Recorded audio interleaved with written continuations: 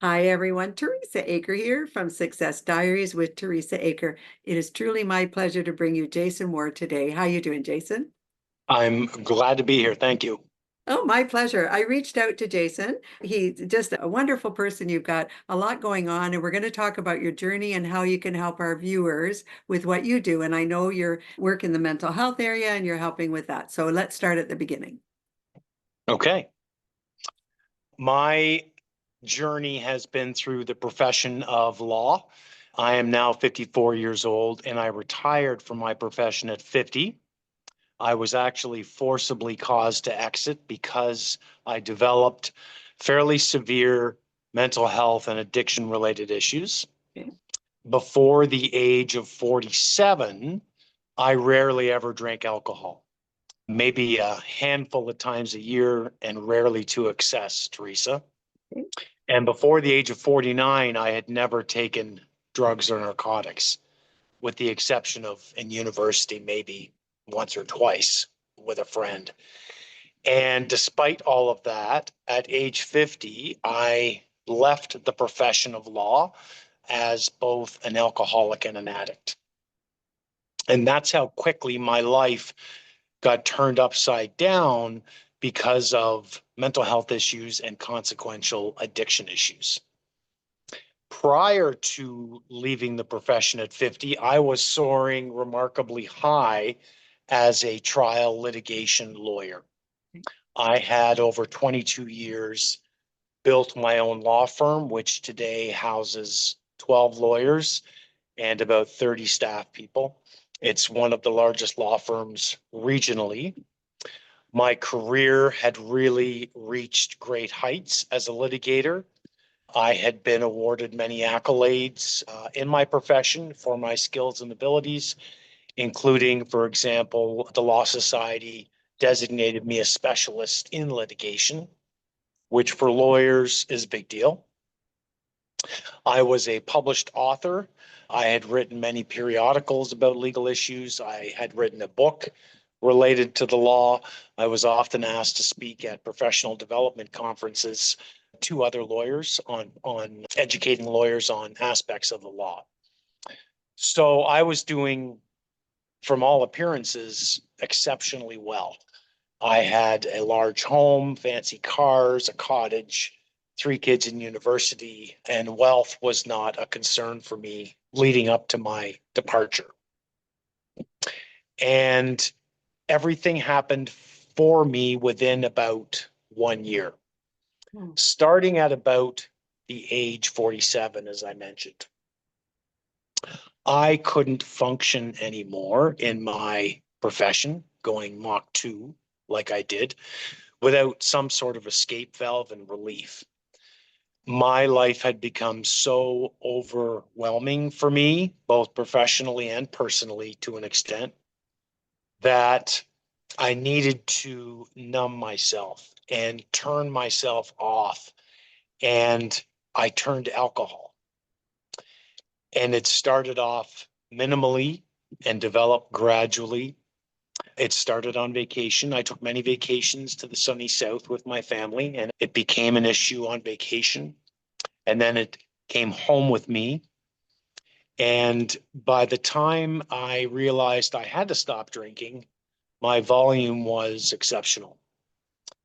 To give you an example, on an average weekday, I would be coming home much earlier than 6:30, like I did historically, more 3:30, and I would drink 4 to 5 rum and Diet Cokes, followed by, on average, 2 bottles of red wine every evening of every day for quite some time. So I was drinking a lot towards the end of my drinking career. And when I finally realized I had to give up drinking, I did, but I couldn't live without that same escape or relief. And that's when I turned to drugs as a substitute for alcohol. I couldn't continue. And Teresa, to give you an example of how bad it was for me in the last year of being a lawyer, I hired and worked with a Toronto-based psychiatrist 3 sessions per week, 45-minute sessions each for an entire year, trying to contrive a way that I could stay in my profession and continue to do my job as I had been doing. And I couldn't do it. I was not successful. Every morning I would pull up to the big building that I own with the eponymous firm with my name on the glass doors in my F-150 pickup truck, and I would sit in my truck for on average an hour every morning, just trying to build up whatever energy and courage and ability to go into that office and sit down at my desk or be at court or whatever, just to do my job. And that became an everyday issue for me. So it was bad for me. It was bad for me. Does that help? So I want to first say to you, I commend you first. Thank you for sharing your story. Success Diaries is based on that very thing. People who've been through adversity, who've been through tremendous trauma, whether brought on by themselves or from other sources, as you brought it on yourself, and I understand that. I talk to people, amazing people like yourself, that get through these things. Now, you've touched my heart because I will tell you without getting too emotional, I lost my daughter a year and a half ago to alcohol and problems. So I'm very sorry to hear that. thank you. But I really appreciate your coming on and talking, because I really feel if she had more people that could have helped and been through it, and it's one thing for a family to try to help, but it's another to get proper help. And actually you have mentors like yourself that can help other people who've been through it and come out victorious. So I want to say that to you first with all my heart. Thank you for coming on and telling me that story, because it means a lot to me. So after saying that, without getting too emotional, yes, from there, while you were getting help, this is what is interesting to me, and perhaps some of our viewers may be going through it now. You built up a wonderful career, a beautiful partner. I'm assuming you're a partner or certainly an associate to your law firm. You have a family, and now you're going into alcohol, and correct me at any point if I'm wrong, if I misheard it. So you're starting to drink alcohol because you need to cope. You're using it as a coping skill, which I can relate to because that's what my daughter was doing, even though we did not know a lot of the time. So from there, it was a very short period of time that I can understand that you went and started taking drugs instead of alcohol. So my question to you at that point, what I don't know is, was there a moment you knew this is not working? I need to drop everything. Or was it just something that had a hold of you and would not let go? Great question. It was Super Bowl Sunday 4 years ago, which coincided with my birthday, incidentally. And by that time, I'd been taking drugs for 9 to 10 months. Okay. And drugs escalated very quickly for me. I started off with the gummies that you see in your Facebook feed Sure. that you can order by mail, and that quickly became insufficient. I eventually discovered THC pills, which are concentrated pills containing THC. Sure. And an average person, Teresa, would take 10 to 20 milligrams of THC in an evening to sustain a moderate high for the evening. And towards the end of my use of THC, I was taking about 300 milligrams per day. My goodness. Okay. I was just walking around with a pocket full of pills all the time. And when THC didn't become enough, as people often say, marijuana is a gateway drug. And in my case, that was true. I escalated the types of drugs that I coveted and used. Okay. And eventually, I was high all the time, but eventually, my wife, who's a saint and the most patient, caring person you could ever possibly meet, I'm still married. I'll interject that. She stayed with me, and I still have a great relationship with my family and extended family. But on that Super Bowl Sunday, something inside of me just said, you're going to die. If you continue down this pathway, you're not going to make it, because I knew I wasn't controlling the drugs and I was looking for harder and harder highs. So the morning after the Super Bowl, I asked my wife to drive me to the Via station. I got on a train. I took that train to Montreal, downtown Montreal, and I went to a very intimidating old stone building that's situated in downtown Montreal. And I knocked on the door and I said, "Would you let me in?" And they did. And that began my rehab therapy because that was a great immersive rehabilitation program. And I stayed there for some time and I came out of it clean and sober. And I've been clean and sober since. My mental health diagnosis is major depressive disorder and general anxiety. And I'll be honest with you, Teresa, until age 50, as a practicing litigator, these terms never entered my lexicon. I never ever thought about mental health, including the clients I was represented. I was not sympathetic or empathetic enough with those who were experiencing their own mental health issues. All I did was care about winning my case at Yeah. any cost Yeah. within ethical bounds. And as I reflect back, I realize the harm I likely did to many of the people who I was ostensibly representing and helping by not recognizing their own mental health journey and their needs. When I think about everything that you've been through, and you certainly look back, you had a law firm and now you're doing wonderful things. I really want to express upon our viewers that getting help is the most important.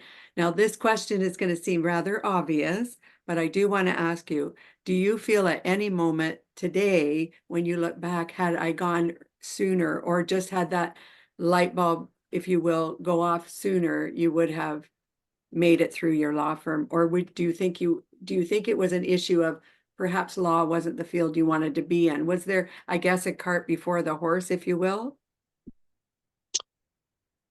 Yeah, I've certainly made some, so I've done soul searching since I've been clean and sober, and I've had some realizations. One of the more important, interesting ones is when I was a litigator, I was known as a quite aggressive but fair litigator.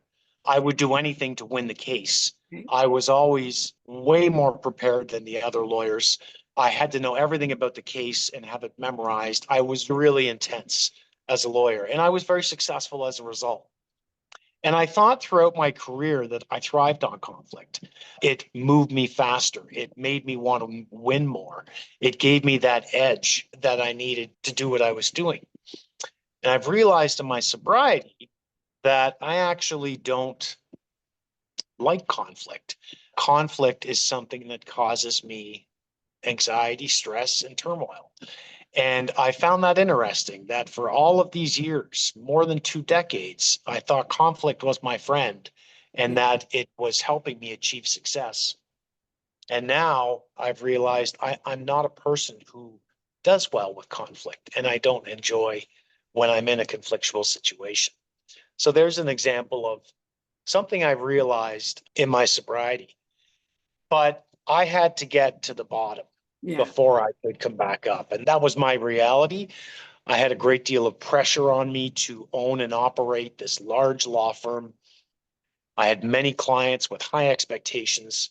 My colleagues had high expectations. I was the largest biller in the firm. And if I slowed down, stuff happened. Things happened at the firm. People couldn't get paid, whatever, if I wasn't billing at my top rate. And that level of pressure meant that I wasn't going to be able to get out of that situation until I hit the bottom and Okay. I couldn't function anymore. Is And this that, sorry, go ahead. No, that's all right. I was thinking, was this something, is this a popular situation? And when I say that with all due respect, is this a environment, a profession that perhaps breeds this needing a crutch as you go, as you get bigger and stronger? As you said, you were the best of the best and that drive, is that a common issue in the profession? I've studied a lot about the profession itself philosophically since I've been clean and sober. And it's my opinion that the law, being a lawyer, especially a litigation lawyer, is the most dangerous profession to your mental health. And I say that for many reasons, but oddly enough, no one talks about mental health in our profession Right. because it's comprised of such high achieving, competitive, ultra competitive people. They'll never give away anything that causes them to be at a disadvantage. Right. And that's why lawyers never, ever talk about if they may be experiencing or suffering mental health or addiction issues. Yet, new statistical information and empirical data suggests it's one of, if not the worst profession for addiction and underlying mental health related issues. I wondered that because it just sounds like, and we all have this idea of what the lawyers are doing and going through, and especially in court. And you're right, there's a lot of pressure. And so I wondered if that would be the case. And I guess suppose first responders may go through that as well with high trauma. You're going through a different kind of trauma every single day because you've got to win. You've got to do this for your client. So thank you for sharing that. Now, I want to talk in a positive way now that you've gone through the worst of the worst. And as you said, by your own admission, you hit the bottom. Now you're doing something wonderful. Let's talk about where you are right now. Let's talk about your growth since then. I'll say that I didn't get here on my own by any stretch. I had a tremendous amount of help along the way, starting when I decided to stop drinking. Cool. And on that day, I sent an email to someone who practices as a sober coach. And my email simply said, I need some help. Sure. And that started my process of getting the help I needed. Where I'm very concerned about what's going on in our province right now is I have had a tremendous amount of support and help, but it's also been very expensive. A sober coach is very expensive. Therapy is very expensive because rarely is it covered, at least not fully, by benefit plans. Rehab was horribly expensive. Yes. And I think to myself how fortunate I am that I was able to obtain this help and be able to pay for it. But I shudder to think of all the Ontarians out there who may not be in that fortunate position and be able to financially afford the level of help that I was so lucky to get. And that really concerns me. And it's concerning me more and more as I go out and speak all across North America about mental health related issues professionally. When you go and talk to organizations, or I'm thinking organizations you go to, Jason, or just, or people in It's general in groups. it's predominantly organizations, groups, or associations, mostly of lawyers, although not exclusively to lawyers. It started early on. My story and what happened to me was featured in an article in Maclean's magazine. Okay. And that really triggered a very wide audience who learned about my story and who reached out to me about it. And it wasn't only lawyers who did that. Sure. Following that Maclean's article, I was asked to do podcasts and other newspaper articles were done. And my story really became more well known amongst Mhm. lawyers and my profession. And it spiraled from there. I get asked to speak at all kinds of different conferences now, sometimes some corporate events, even clubs. People 50 plus, they have Friars Club or Speakers Club or any kind of club. I often get asked to speak at those. And I guess now for the last 3 years, I've been doing this all over not only Canada, but the United States. I remember being down in Manhattan speaking to the New York Lawyers Association. And I've been on a podcast with the American Bar Association, which reaches 3 million lawyers in the States and in Canada. So I've had the opportunity to tell my story to many ears out there, which has been a great advantage that I've had. And the only reason I think I'm able to do that is because I left the profession. Because if I'd stayed in the profession and wanted to talk about mental health, that wasn't an option because I was never prepared to create a comparative disadvantage for me in my community. I was convinced, and this is the stigma of mental health that really needs to be eroded, but I was convinced, as many lawyers are, that if word got out that I was experiencing an addiction or a mental health issue, my career would suffer and my firm would suffer. People would think, I can't go to Jason Ward for this because I think he's having a drug problem or an alcohol problem. And I was paranoid about that, Sure. causing me never, ever to speak out or to anyone else except my wife, basically, about what I was going through. And that stigma is not just in the legal profession. Oh, It's it's enterprise wide. It applies across all different vocations and all different cultural areas. It's out there and it still exists. And I'm proof of that. I, so again, Jason, you've done such a fine job, and that's terrific. And out of adversity, you've done something tremendous. So that's commendable. I want to know, and I guess this would be my follow-up question for you. I'm in Canada as well. And so I am aware of the cost of rehabilitation through family member who's been in trouble themselves. I'm aware that we have a limited amount of help, especially for the young people who are up and coming that are perhaps going through it. And you're right, there's quite a stigma in some of these areas. So until people get help, sometimes it's too late. And that's a concern as well. Is there something you can see, in your opinion? I'm aware it's just your opinion, but from your observation, are we doing better in the healthcare system for mental awareness and health? Or is this getting to become a backlog of problems? And certainly, I understand it's just an opinion. Another excellent question. And I would suggest that in the last 5 years, we have made good progress on acute mental health treatment. And that means people who are experiencing mental health crisis have more places to go and more options available to them, including emergency rooms and mental health programs at hospitals that historically haven't existed. There are more agencies and organizations out there. They're better funded now by the government than they were, for example, 10 years ago. They're expanding.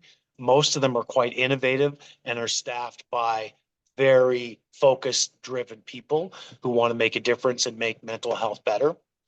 So, in that regard, yes, there's been improvements. Where I don't see improvements, at least in the period of my sobriety, is, for example, paying for a sober coach or a rehab Sure. program. And that's something that we have to look at carefully in terms of, in my view, it becomes an insurance issue with a benefits program. If you look at most benefits programs these days, including workplace benefits, rarely is the psychotherapist or mental health therapy component greater than $500 or $1,000. And that's annually. Oh, That runs out really quickly. sure it does.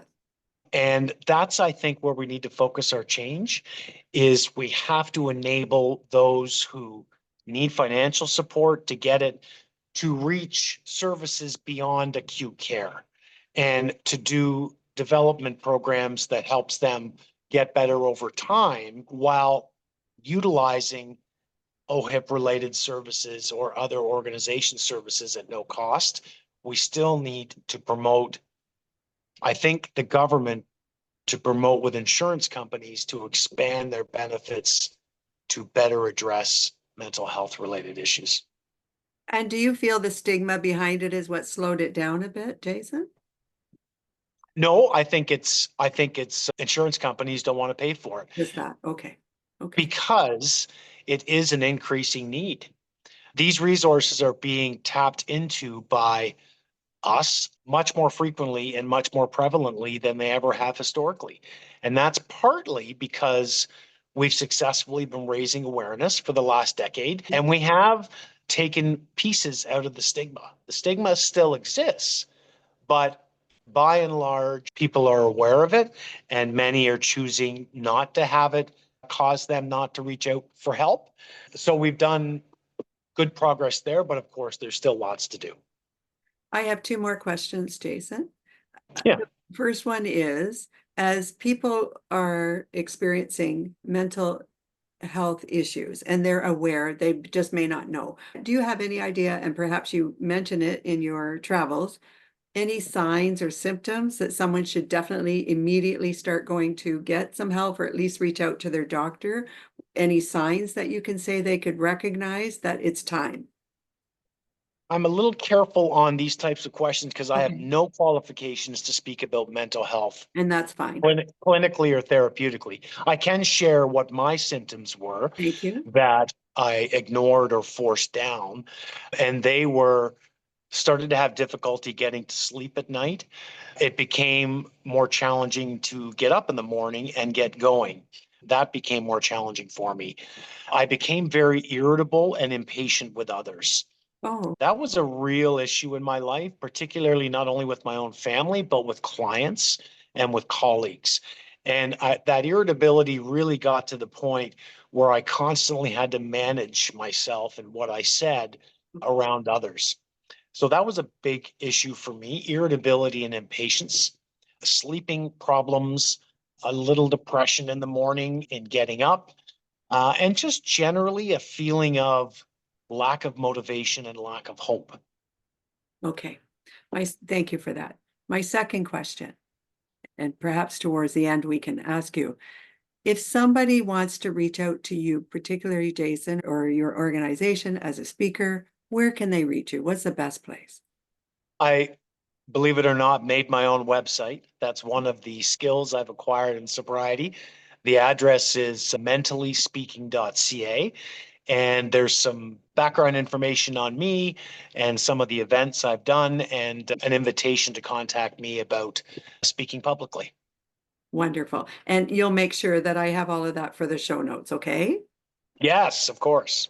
Now, are you, and you may have said before, are you on YouTube or LinkedIn or any of those social media platforms or just through your website? No, I made a conscious decision to remove myself from many social media platforms in my sobriety. I just found that I found it challenging to manage that level of stimulus coming at me all of the time.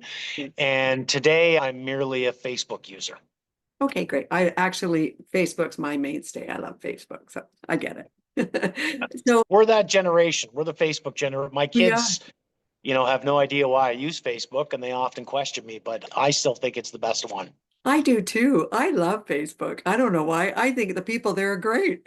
But the Yeah. other thing, and actually, I'm learning TikTok actually has our demographic as well. It's actually picking up on TikTok because you get to do those quick little things. So it's fun for our age group anyway. At least we're learning the technology and staying on top of all of that.